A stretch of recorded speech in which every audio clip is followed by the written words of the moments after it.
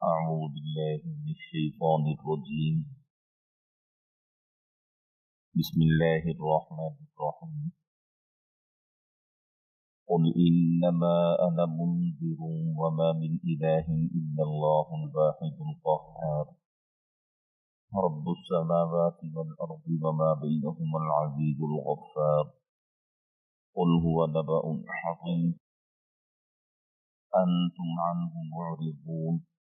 ما كان لي من علم بالملأ الأعلى إذ يختصمون إن يوحى إلي إلا أنما أنا نذير مبين. سورہ صاد کی آیات نمبر 65 سے آیت نمبر 70 تک تلاوت کی. اللہ جل شانہ فرماتے ہیں، اے ہمارے حبیب، قل آپ ان سے فرما دیں، انما انا منذر، میں تو صرف ڈرانے والا ہوں، آگاہ کرنے والا ہوں، متنبع کرنے والا ہوں. وما من الہ الا اللہ الواحد القہار، اور یہ بتانے والا ہوں کہ وہ اللہ جو واحد ہے، وہ اللہ جو قہار ہے، اس کے علاوہ اور کوئی معبود حقیقی نہیں ہے، اس کے علاوہ اور کوئی رب نہیں ہے. یہ اس سورت کا آخری رکوع ہے اور یہ سورت اپنی تکمیل کی طرف بڑھ رہی ہے. اللہ جل شانہ نے ان آیات میں اس مضمون کو سمیٹا ہے جو اس سورت کی ابتدائی آیات میں بیان ہوا تھا. مشرکین مکہ کو حضرت صلی اللہ علیہ وسلم سے جو مسائل تھے اور پریشانیاں تھیں، ان میں ایک مسئلہ یہ تھا کہ مشرکین مکہ بڑے متعجب تھے. وَعَجِبُوا أَنْ جَاءَهُمْ مُنذِرٌ مِّنْهُمْ، کہ انہی لوگوں میں سے ایک شخص کو اللہ نے نبی کیسے بنا دیا.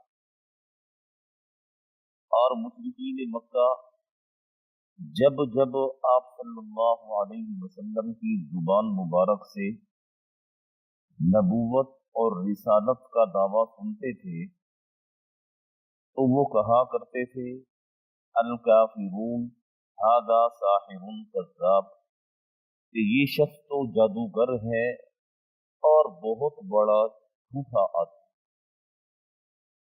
اور آپ صلی اللہ علیہ وسلم جب انہیں فرمایا کرتے تھے کہ ایک اللہ پر ایمان لاؤ تو وہ کہا کرتے تھے، اجعل الآلہۃ الہا واحدا، اتنے سارے معبودوں کو چھوڑ کر ایک اندیکھے خدا پر ہم ایمان لائیں، یہ کیسے ہو سکتا ہے؟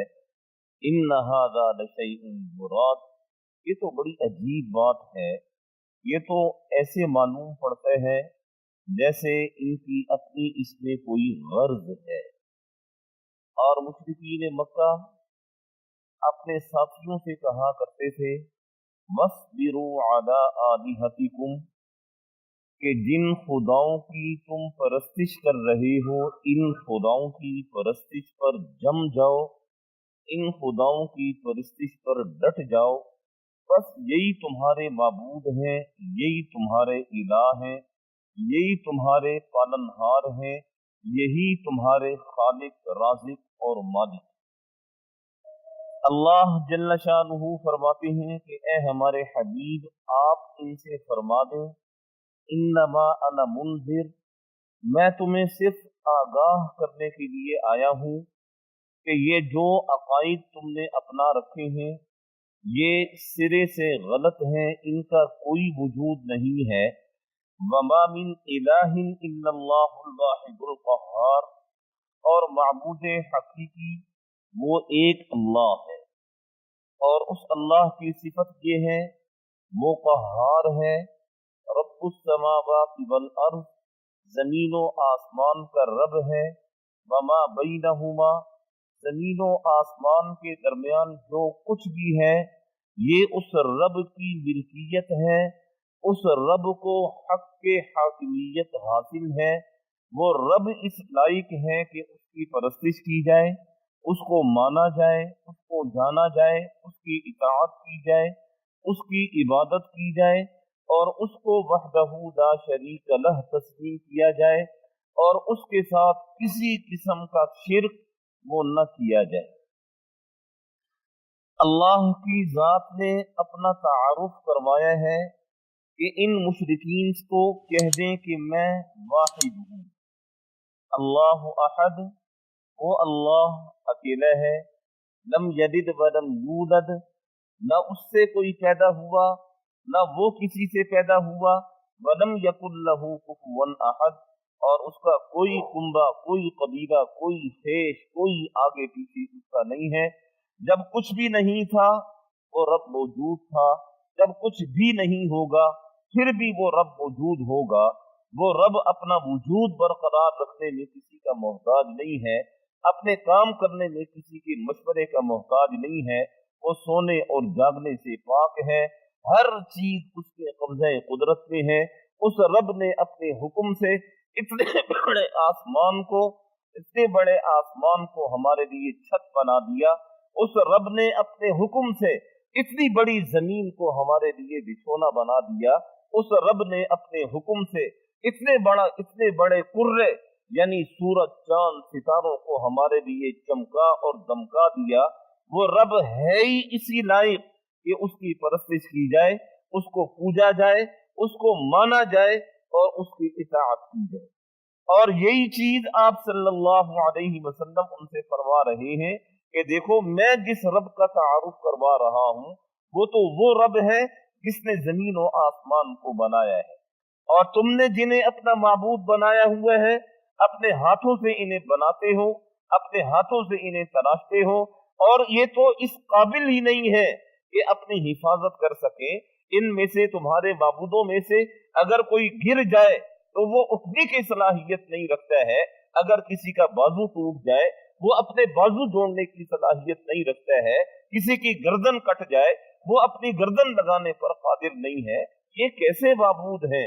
معبود تو وہ ہے جس کے قبضہ قدرت میں روح زمین کا ذرہ ذرہ، معبود تو وہ ہے جس کے قبضہ قدرت میں آسمانوں کے فرشتے، معبود تو وہ ہے جس نے جنت اور جہنم کو بنا دیا، معبود تو وہ ہے جس نے ماں کے پیٹ کے 3 اندھیروں میں انسان کو رزق پہنچایا، معبود تو وہ ہے جس نے انسان کے جسم کے بال بال کو بنایا، معبود تو وہ ہے جو انسان کی سانسوں کا مالک ہے، معبود تو وہ ہے جس کے قبضہ قدرت میں اولاد ہے، معبود تو وہ ہے جس کے قبضہ قدرت میں عزت اور ذلت کے خزانے ہیں، معبود تو وہ ہے جو کل کائنات کے پتے پتے اور ذرے ذرے کا مالک ہے۔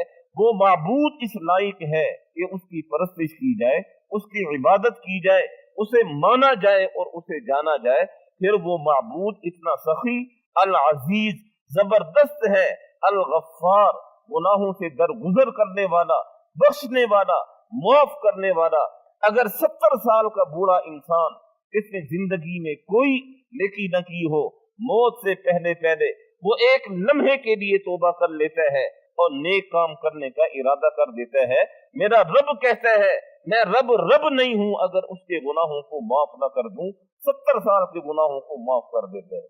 العزیز الغفار، وہ رب کہتا ہے میں تو بہت بخشنے والا ہوں، میں تو مہربان ہوں۔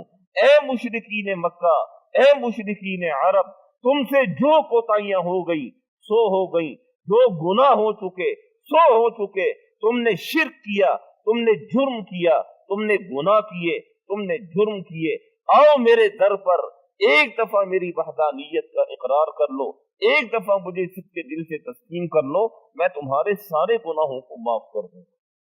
اور اس کے بعد اللہ جل شانہ فرماتے ہیں قل آپ انہیں بتا دیں، مشرکین مکہ کو بتا دیں، نبأ عظیم، یہ تو بہت بڑی خبر ہے، بہت بڑی اطلاع ہے، انتم عنہ معرضون، اور تم اس خبر سے منہ موڑ رہے ہو۔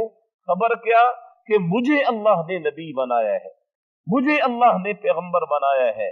کسی اور قوم میں سے بھی تو اللہ نبی بنا سکتے تھے، لیکن خاص تمہاری قوم میں سے، تمہارے علاقے میں سے، تمہارے خطے میں سے اللہ نے میرے سر پر نبوت کا تاج رکھا ہے۔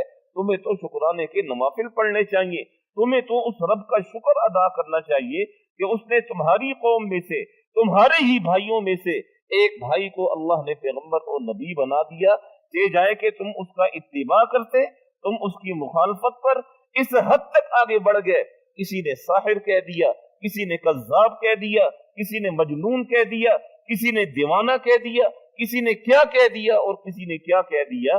یہ تم کیا کر رہے ہو؟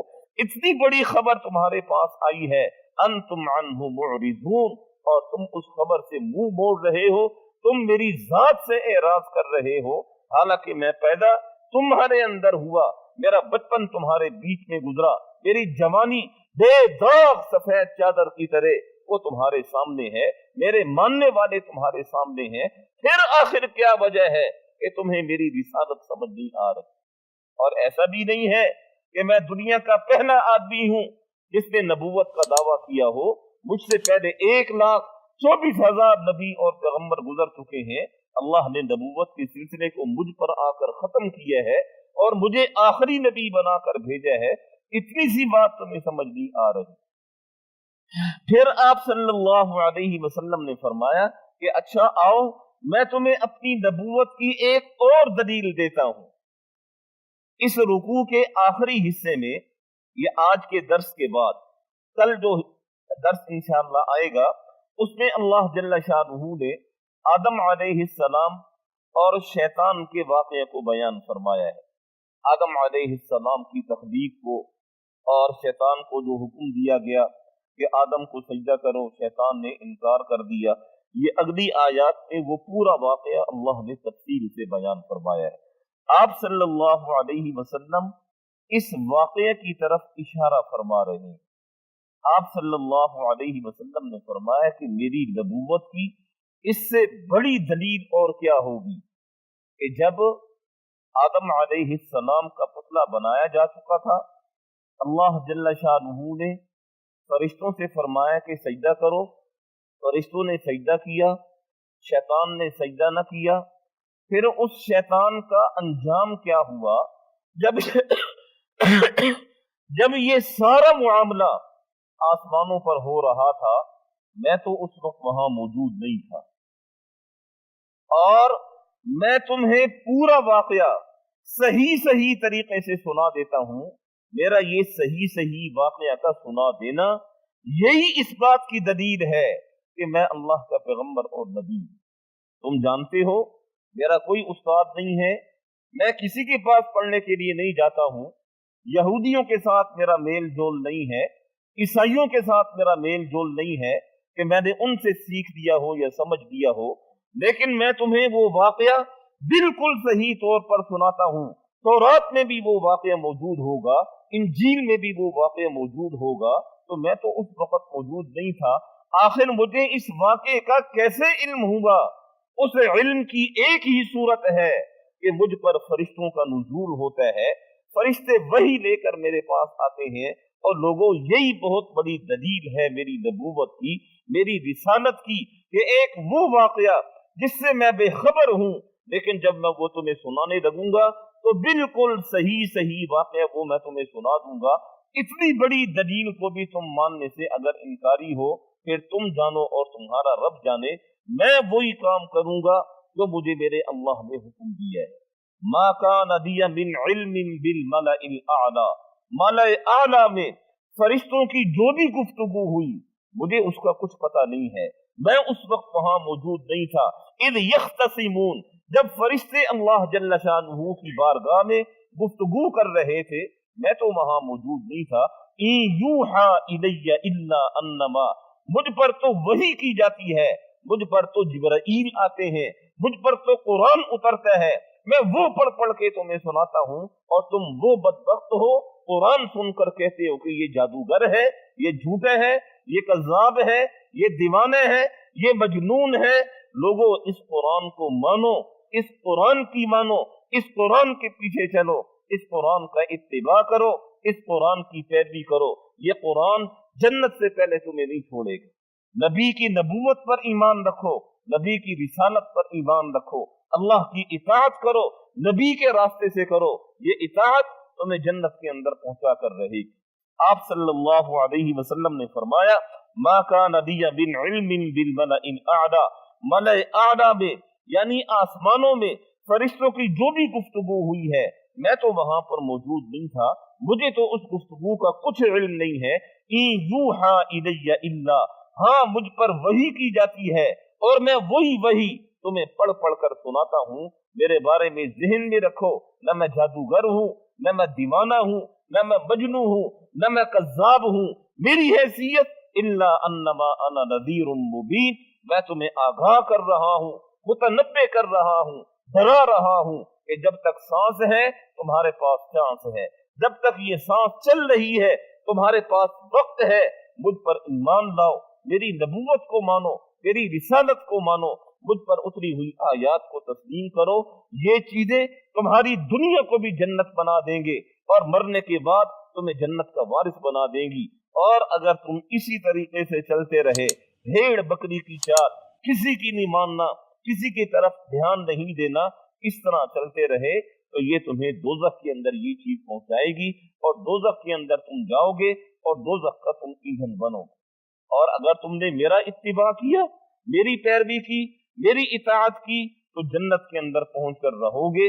अगली आयात में अल्लाह जल्ल शानहू ने, जो इंशाअल्लाह कल तिलावत होंगी, वो शैतान के पूरे वाक़या को अल्लाह ने बयान फरमाया है। इज़ क़ाल रब्बुका लिल मलाइका, जब अल्लाह ने फरिश्तों से फरमाया, इन्नी खालिकुम बशरा, कि मैं इंसान बना रहा हूँ। फिर फरिश्तों ने क्या कहा? फिर अल्लाह ने इंसान की तख्लीक के बारे में फरमाया, फखलक़तु बियदैया, कि मैंने इंसान को अपने हाथ से बनाया है। फिर शैतान को सजदे का हुक्म दिया गया, फिर उसने इनकार किया, फिर अल्लाह की तरफ से वो मरदूद हुआ, फिर क़यामत तक के लिए उस पर लानतें बरसी। ये सारा जिक्र इन अगली आयात में आ रहा है।